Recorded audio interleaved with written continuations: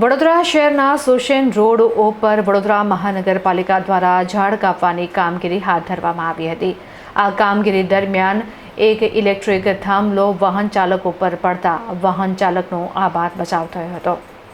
વડોદરા મહાનગરપાલિકા દ્વારા ચોમાસામાં મોટા વૃક્ષોના ટ્રીમિંગ કરવાની કામગીરી ચાલી રહી છે, ત્યારે આ કામગીરી અંતર્ગત તરસાલી સુસેન પાસે ઝાડ કાપવાની કામગીરી કરવામાં આવી રહી હતી। તે દરમિયાન જેબીનો ઇલેક્ટ્રિક થાંભલો ધરાશાયી થઈ ગયો હતો। તે સમયે હેલ્મેટધારી ટુ વ્હીલર વાહન ચાલક પસાર થયો હતો, તેના ઉપર થાંભલો પડ્યો હતો। નસીબ જો કે આ યુવાને હેલ્મેટ પહેર્યું હોવાથી મોટી જાનહાનિ ટળી હતી અને મોટી ઈજા થતી બચી ગઈ હતી।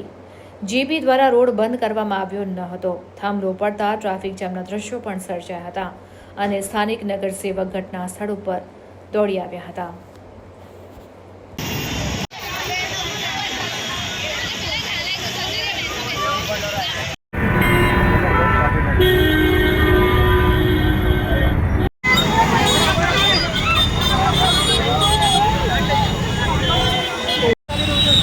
વડોદરા શહેરમાં 1500 છોકરાઓ એમને બેસાડે છે।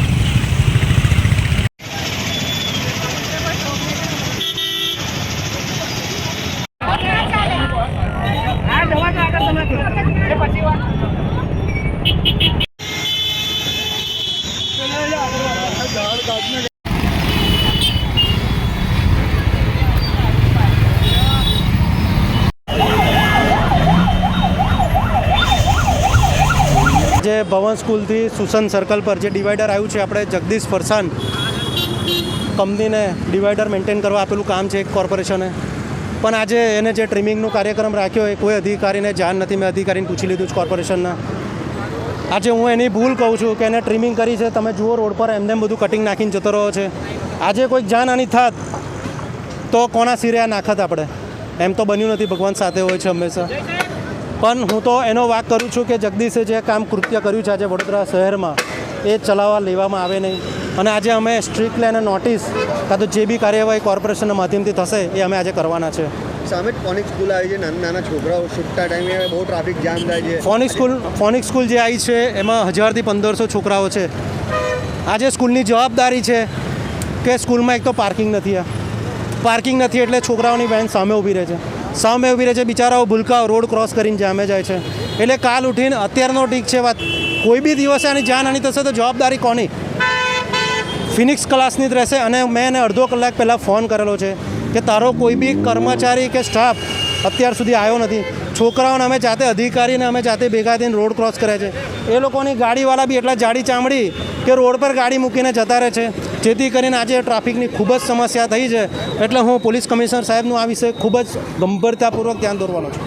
મુકેશભાઈ સર જે છે ફોનિક સ્કૂલના વારંવાર વિવાદમાં પણ આવે છે આ વાતને લઈને, પણ આજે મેં એને જાતે બી વાત કરી છે મુકેશ સરને, અડધો કલાક થયો છે, એનો કોઈ બી સ્ટાફ અત્યારે નીચે આવ્યો નથી। એટલે હું ફૂલ એક્શન મોડમાં આના વિરુદ્ધમાં છું। અત્યારે થાંભલા પડ્યા ને કંઈક કોઈને ઈજા કે 3 થાંભલા પડ્યા છે ને ઈજા અત્યારે મારા ખ્યાલ પ્રમાણે હું 1 કલાકથી ઊભો છું, પણ કોઈ ઈજા અહીં થઈ નથી, કારણ કે પ્રિકોશન લઈને અમે લોકોએ વડોદરા મહાનગરપાલિકાની સંપૂર્ણ ટીમે આ કામ કર્યું છે।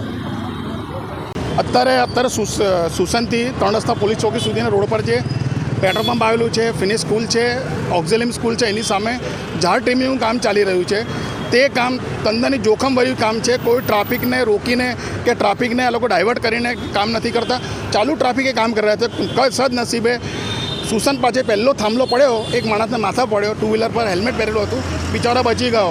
જો હેલ્મેટ ના પાડ્યું હોત તો આજે એનું મરણ થઈ ગયું હોત।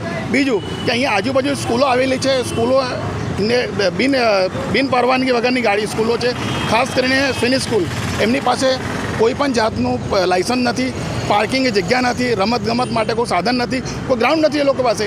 તો ટોટલી કામ રોડ પર થાય છે, એમની ગાડીઓ પાર્ક થાય છે।